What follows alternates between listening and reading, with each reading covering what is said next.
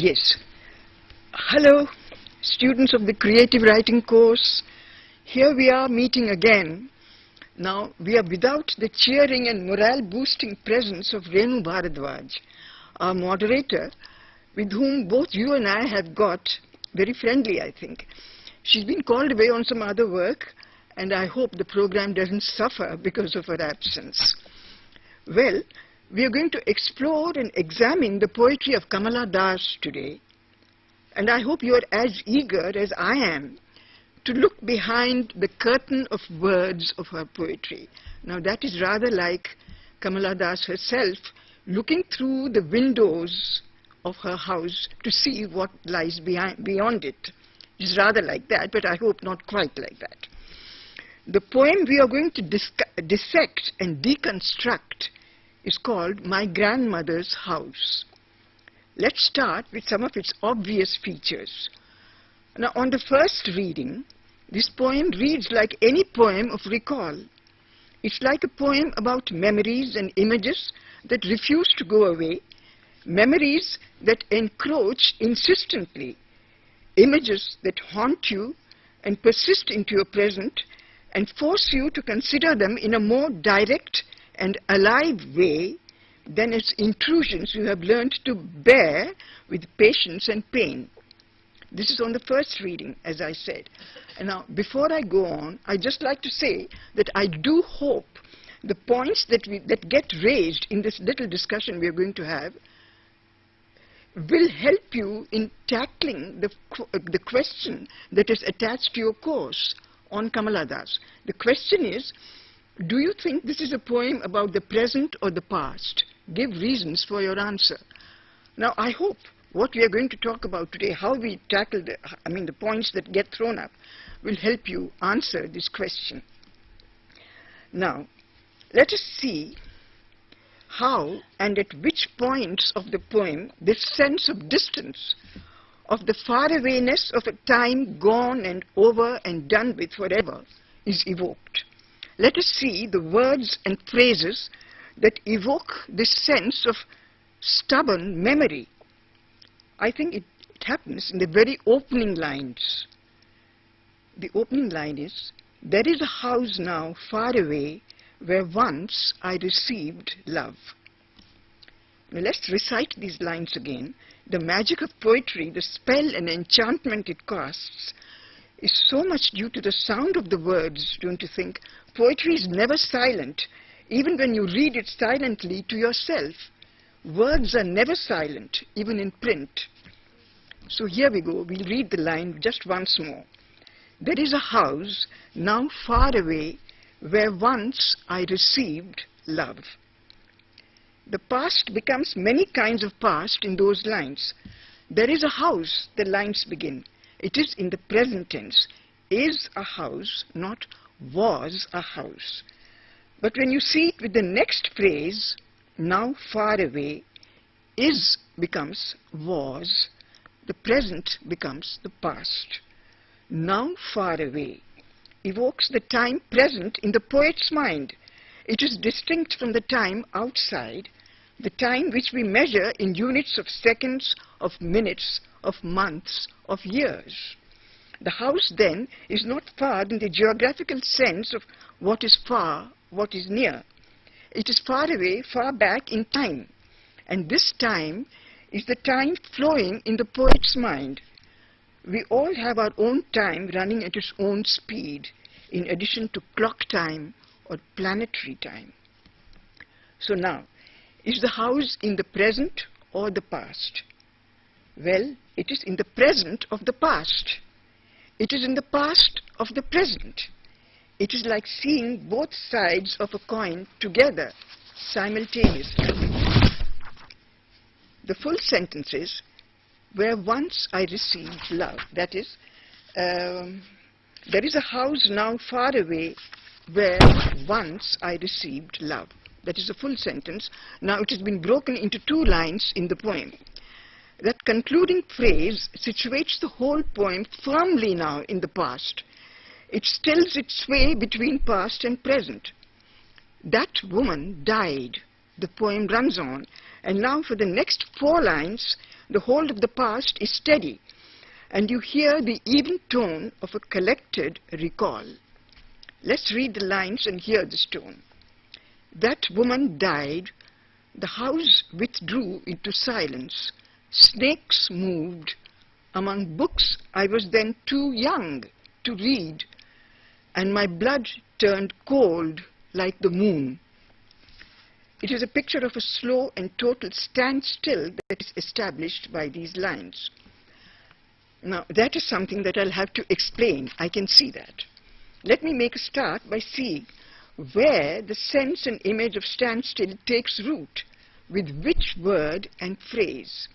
Next, I think I'll take stock of the substreams and tributaries of emotions that take off from the main tone of collected recall and give body to it, thereby firmly etching the picture of standstill. Ready then? Here we go. The sense of a standstill is set off by the word withdraw. The house withdraws into silence. Now that is a very eloquent, packed sentence. A house does not speak, but it speaks in the wordless, gestural way that a tree speaks, or a river speaks, or a flower, an animal, a bird, sunshine, rain. In the way every object speaks, the house speaks in this way. It is filled with speech. When this secret and ever-present buzz of it ceases, it is a momentous happening. This cessation is not a standstill yet, though. The word withdraw is not a word that carries a sound of finality with it. There is a sense of tentativeness about it, a margin of possibility of the withdrawal being revoked, reversed. But it presages what is to come. It is like a curtain raiser, say.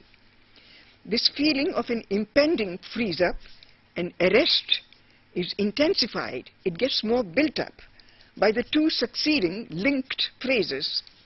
Snakes moved among books I was then too young to read. Snakes moving among books is a terrifying phrase. You see a picture of a slow, ceaseless, ominous, coiling and gliding through still stacked books.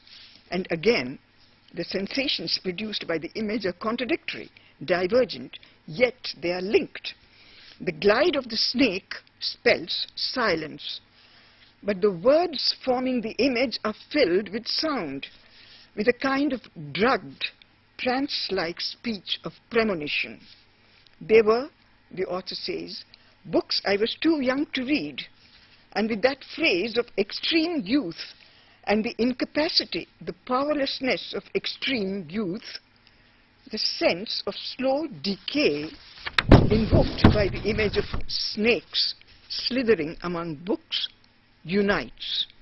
The two unite, they ramify, and with this welding of sense and sensation, of phrase and image, the idea of a past that is really the past now is firmly established, a past finished and done with.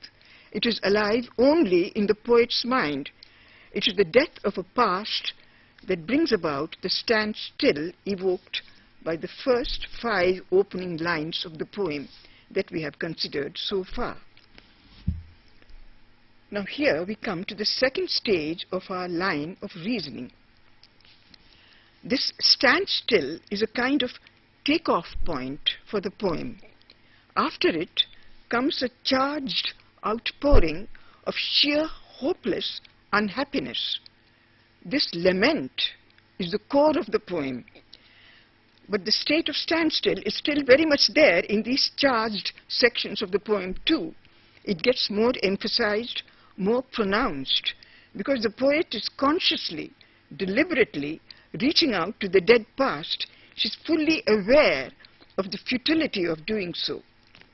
The poem ends on this note of conscious futility, of bitter awareness of a stalemate.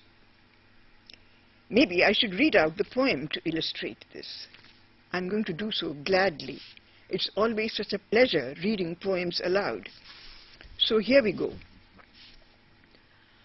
How often I think of going there to peer through the blind eyes of windows, or just listen to the frozen air, or in wild despair pick an armful of darkness to bring here to lie behind my bedroom's door like a brooding dog. You cannot believe, darling, can you, that I lived in such a house and was proud and loved, I, who have lost my way and beg now at strangers' doors to receive love, at least in small change. I think those are really very powerful lines. The idea of futility is dramatized. It is taken to a climax, and ultimately it is made a synonym for the poet.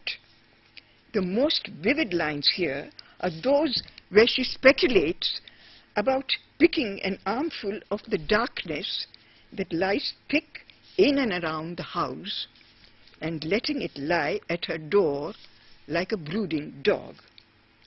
Now, on first reading, the imagery seems faulty.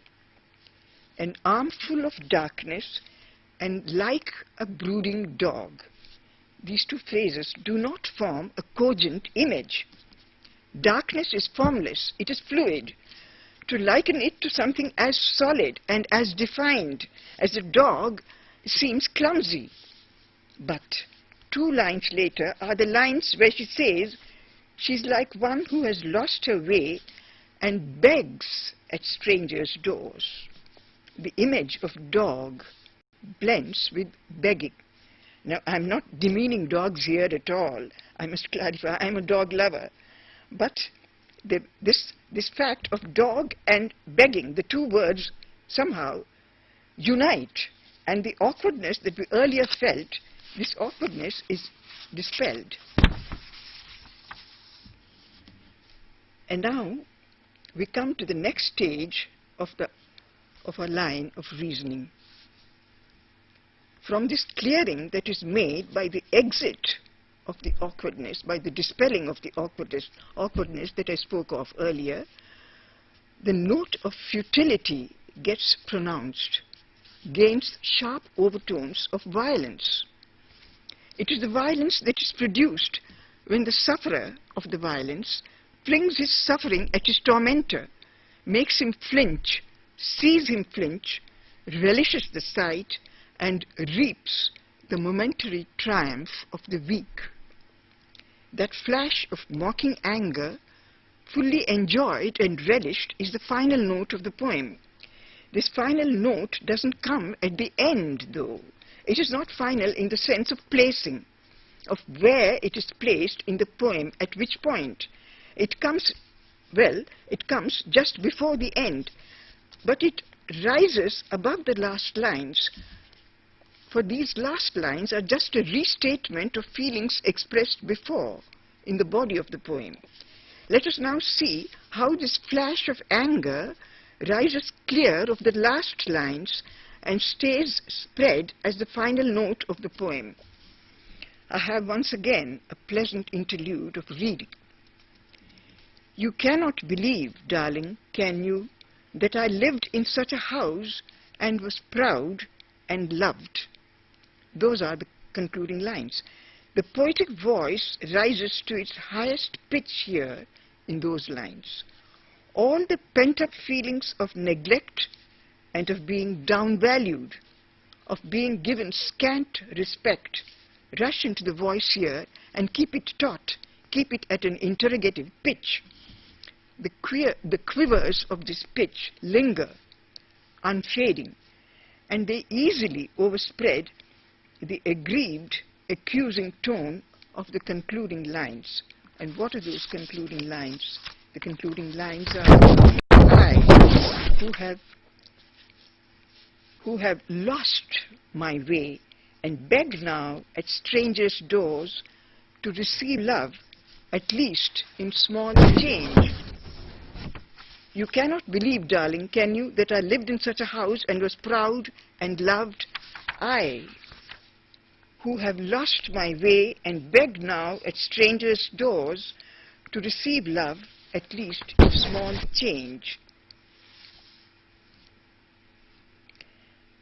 Now, at the level of words, those concluding lines do catch the attention. Those concluding lines of, I who have lost my way and am now begging at beggars' doors to receive a little bit of love. That is, at the level of words, they catch the attention, but at the level of thought, they do not make the leap to bitter irony in the way that the lines just before them do. A thought that is laced with irony does have more staying power. This can be stated as a general principle. If a thought is laced with irony, if it has irony, if it is shot through with irony, that thought is going to stay longer in your mind. Now, these concluding lines that we've just been discussing don't have any trace of irony in them, so they evaporate. But the lines before them overspread these lines and stay as the concluding thought of the poem. I think we have now examined all the segments and arcs of time through which this poem traverses. Now, how are we now to answer the question of past and present that the poem raises? The answer, I think, is that it spreads, the poem spreads over both past and present. It spans both dimensions. It's like a house that has doors opening out to both east and west. There are such houses, you know. We spent a lot of time studying this poem. We've tried to locate its pulse points, its nerve centers. I think it would be a little difficult now to examine and ingest another poem so soon. At least I wouldn't be able to muster up the energy, and perhaps now would you be. We have some time remaining, so let us now try to formulate and arrange the rules we have adopted here to get to the core of the poem. Perhaps these rules can be applied to gauge poems generally. First, I think, is the sound of the poem. To get to this sound, now this is important, I think, to get to the sound of the poem, you have to read it aloud to yourself. The sound of the words as they strike your chords of hearing and as they emerge audible makes the words somehow dynamic. It's something like the effect made by the sight and smell of a flower. It's a more complete effect. It's a more total effect. The sound of the words stir the power of association. It makes the words alive, makes them live, makes them motile. Motile means, I'm sure you know it, but just in case you don't, motile means the innate power of motion present in living organisms. Well, the heard words open up and they disclose subtleties of meaning vaguely felt in the silent reading. When you read it aloud, when you read the words aloud, they transfuse entire lines and sections with fresh force. We've seen this happen again and again in this poem we've just considered. The word withdraw, for instance. When you read aloud the phrase, the house withdrew into silence, when you read it aloud, you wake to the full implications of the word withdraw. You see, you sense a certain slowness, a gradualness to the whole motion of withdrawing. You connect it more closely than you do with the silent reading. You connect it with the succeeding phrases and images of snakes moving among books, of the extreme youth of the poet, which put the books beyond reading for her. All the slow, creeping states of prolonged neglect, of decay, of the distance caused by youth and adolescence come vividly to the eye, set off by the word withdraw. And equipped thus with the many modes of the sense of slowness contained in the word withdraw made audible, when you say it aloud, you unite fully with the main idea of those lines, the idea of standstill, of stalemate. So the rule, I would say, is read the poem aloud to yourself as many times as you can. Listen to the acoustics of the words and feel yourself being borne along on their sound waves to the heart of the poem. There is one last suggestion I'd like to make about reading Kamala Das's poems. You read her autobiography. This autobiography is probably out of print now. It was published in 1976 and it was counted among the 10 best books published in that year. But it may still be there in the libraries. In any case, photostats of the book can be made of the few existing copies. One of them happens to be my own. And now here, this should interest you, the price of paperbacks at that time was never more than 8 rupees. That is, this was in 1976. Kamala Das's was a sterling paperback. It must have been similarly priced. I don't think it was more than 8 rupees. Now, that bit of digression apart, the point is that a lot of the heavy mood of the poems can be traced back to her own accounts of her own life. The sense of intense alienation from people and relationships in her poems is made explicit in her autobiography.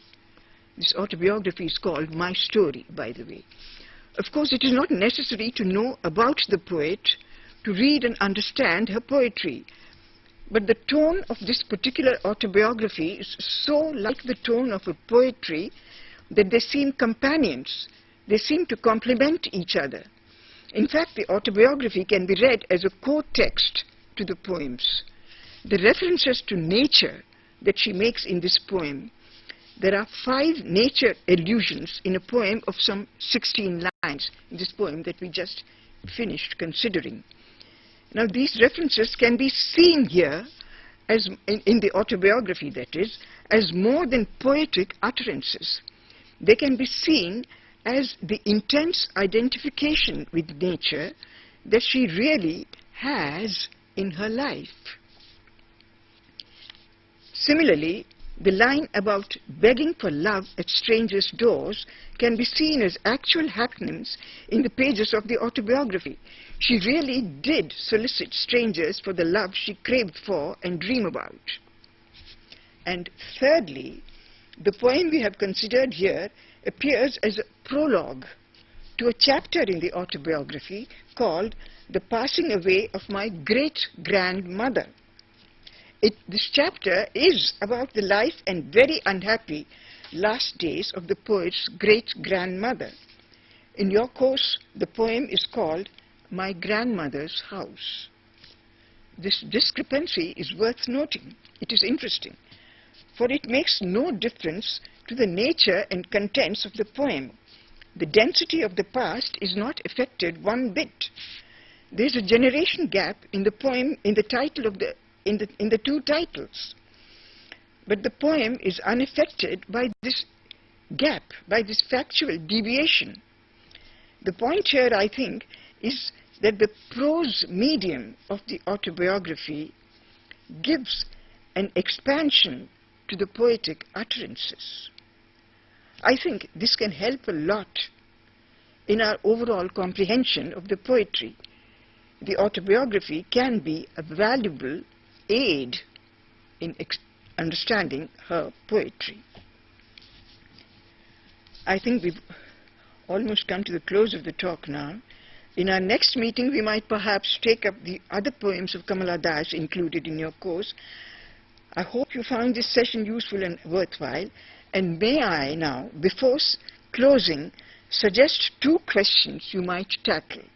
The questions are, would you agree that reading a poem aloud to oneself is a good way of comprehending it? I'll repeat the question.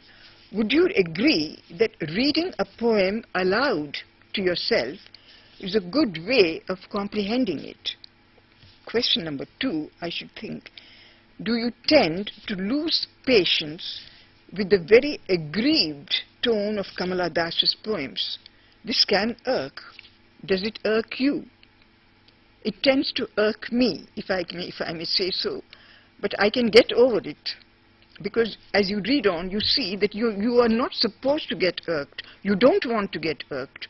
And then you find reasons for not getting irked also. I would like to know if this is the way you also feel about the capacity to irk that the poem does have, that the poetry does have.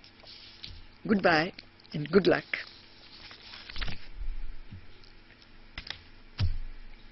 It's just half an hour.